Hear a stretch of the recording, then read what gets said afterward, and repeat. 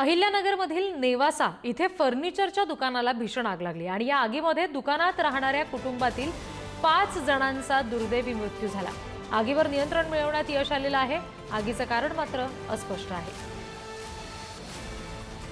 आणखी तपशील घेऊया, प्रतिनिधी प्रशांत शर्मा आपल्याशी जोडले गेलेत त्यांच्याकडून। प्रशांत, आता तरी आग लागण्यामागचं कारण समजू शकलंय का आणि आता या घटनास्थळावर काय परिस्थिती आहे?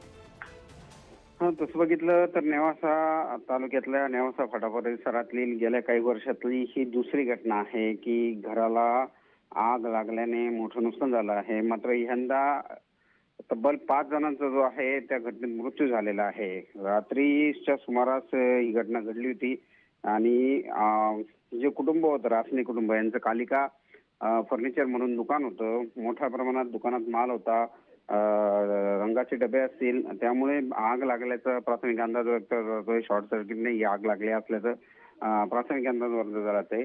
मात्र त्या आगीमुळे मोठ्या प्रमाणात धूर झाल्याने या घटनेत 5 जणांचा दुर्दैवी मृत्यू झालेला आहे। एक जण जखमी आहे, त्याला रुग्णालयात हलवण्यात आलेलं आहे। सगळं अग्निशमन दल, पोलीस आणि संबंधित यंत्रणा या ठिकाणी पोहोचलेल्या आहेत।